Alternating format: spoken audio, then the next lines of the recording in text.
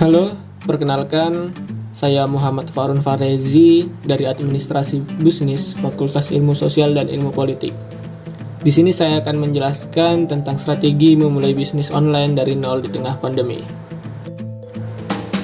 Yang pertama, pahami apa yang mau dijual.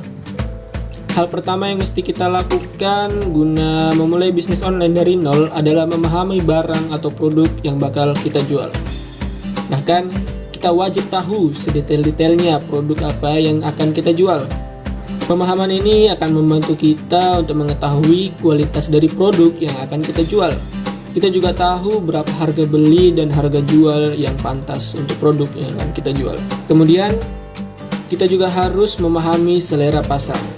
Apa yang lagi orang-orang sukai saat ini? Model seperti apa yang mereka ingin punya? Kalau hal-hal itu bisa kita pahami, dijamin barang-barang yang akan kita jual akan mendatangkan banyak pembeli. Kemudian, pastikan produk yang akan kita jual nanti banyak di search di Google. Dari situ kita bisa lihat berapa volume pencarian dari produk yang bakal kita jual. Kalau volume pencarian dari barang yang kita jual terlampau tinggi, maka makin tinggi juga persaingan dalam menjual produk tersebut. Pertimbangkan untuk mencari varian unik dari barang tersebut yang masih jarang dijual oleh orang lain, tetapi disukai. Yang kedua, riset kompetitor.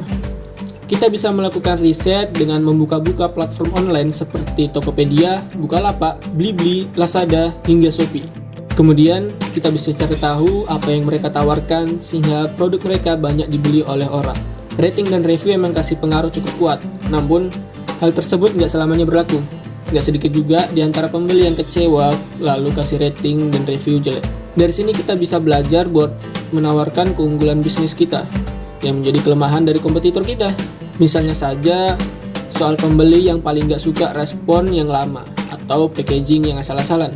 Nah, kekurangan dari kompetitor tersebut bisa kita manfaatkan buat memaksimalkan penjualan bisnis online kita. Misalnya, jika ada pembeli yang ngechat kita harus menjawabnya dengan cepat dan sopan. Kemudian juga, packaging dari produk kita harus rapi dan safety. Harga dari produk juga menentukan banget. Namun, menjual barang lebih murah dari lapak lain agak selamanya bakal mendatangkan banyak pembeli. Masih ada kok, dan banyak malah yang mementingkan kualitas ketimbang murahnya harga. Intinya, kita masih menjual dengan harga yang terbilang kompetitif. Yang ketiga, cari supplier yang dapat dipercaya. Cara berbisnis online berikutnya yaitu dengan mencari supplier yang dipercaya. Boleh-boleh saja jika kita mencari supplier dari pusat grosir. Namun, kita bakal sulit buat ambil untung dari produk yang akan kita jual. Terus, kita harus mencari supplier dari mana? Kita bisa mencari supplier sampai ke luar negeri, atau kita bisa mencari supplier-supplier yang ada di daerah-daerah di Indonesia. Seandainya, jika kita ingin bekerja sama dengan mencari supplier dari luar negeri, kita bisa mencarinya lewat situs website internasional seperti Alibaba ataupun Amazon. Di sana banyak sekali barang beserta suppliernya yang bisa kita andalkan. Lebih enak lagi kalau kita bisa menjajaki kerjasama sebagai dropshipper dan reseller. Di Indonesia sendiri ada supplier, dus-dusan, dan bandros yang menawarkan kerjasama buat kita yang pengen jadi dropshipper ataupun reseller. Kemudian yang keempat, buat brand. Banyak yang memulai bisnis online dengan cara yang bisa dibilang asal-asalan. Mulai dengan membuat nama brand yang asal-asalan, hingga logo brandnya pun asal-asalan pula. Padahal nih, kepercayaan orang-orang buat membeli terbangun dari citra brand kita. Lihat saja, brand-brand yang sudah terkenal seperti Pepsi, Nike, Indomie, Polygon, hingga produk-produk nasional lainnya. Nama dan logo brand mereka begitu melekat di pikiran orang-orang. Ditambah dengan kualitas yang mereka tawarkan, bikin orang-orang yakin kalau produk mereka itu bagus. Yang kelima, membuat website atau media sosial. Bukan bisnis online namanya jika memasarkannya tidak secara online.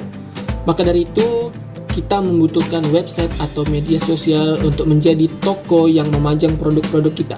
Apalagi, menurut survei, 56% orang tidak percaya bisnis online yang tidak memiliki website resmi sendiri.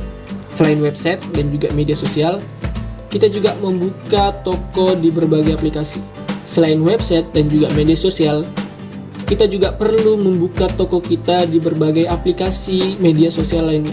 Selain website dan juga media sosial, kita juga perlu membuka toko kita di aplikasi platform lainnya, seperti Tokopedia, Blibli, Shopee, Bukalapak, dan lain-lain. Dengan begitu, pelanggan akan lebih mudah untuk membeli produk kita. Yang keenam, lakukan promosi. Bukan rahasia lagi bahwa bisnis yang sukses adalah bisnis yang melakukan promosi yang sukses pula. Promosi bisa dilakukan lewat media sosial, baik berbayar ataupun gratis. Tapi, walau sama-sama membantu meningkatkan volume penjualan, antara gratis dan berbayar, jelas lebih efektif yang berbayar. Saat ini di media sosial semisal Facebook dan Instagram menawarkan AdSense atau iklan berbayar buat yang pingin produknya makin dikenal. Dikutip dari Facebook, biaya beriklan di media sosial tersebut dimulai dari $5 hingga $50.000 per minggu. Itu berarti kita harus menyediakan dana mulai dari Rp72.000 hingga Rp720 juta per minggu. Mahal sih emang. Namun, lewat gratis pun nggak menutup peluang kita untuk mendapatkan untung yang banyak. Asal dari awal kita udah gencar mempromosikan produk kita dengan baik. Bisa dipastikan bahwa promosi adalah salah satu bagian dari cara memulai bisnis online dari nol yang sangat penting. Yang ketujuh atau yang terakhir, customer loyalty atau pelanggan yang setia. Jika kita sudah mendapatkan pelanggan yang setia, maka wajib buat kita untuk menjaga hubungan dengan mereka. Sebab promosi untuk mendapatkan pelanggan baru jauh lebih mahal dan susah, bahkan hingga 25 kali lipat dibandingkan menjaga hubungan dengan pelanggan setia. Cara yang bisa dilakukan untuk membuat masyarakat atau konsumen kita menjadi pelanggan setia adalah dengan memberikan reward. Rewardnya bisa berupa diskon, bonus produk, ataupun membership. Hal tersebut sebagai rasa terima kasih kita karena telah datang kembali untuk membeli produk kita kembali. Sistem ini cukup efektif untuk menghargai mereka sebagai konsumen setia kita. Begitulah 7 strategi untuk memulai bisnis dari nol di tengah pandemi. Semoga kalian bisa memahami apa yang saya sampaikan, dan jika ada kesalahan kata mohon dimaafkan. Dan juga terima kasih kepada dosen pembimbing lapangan Ibu Hajah Hirunisa SSMM serta Kelurahan Guntung selaku tempat KKN kita. Terima kasih.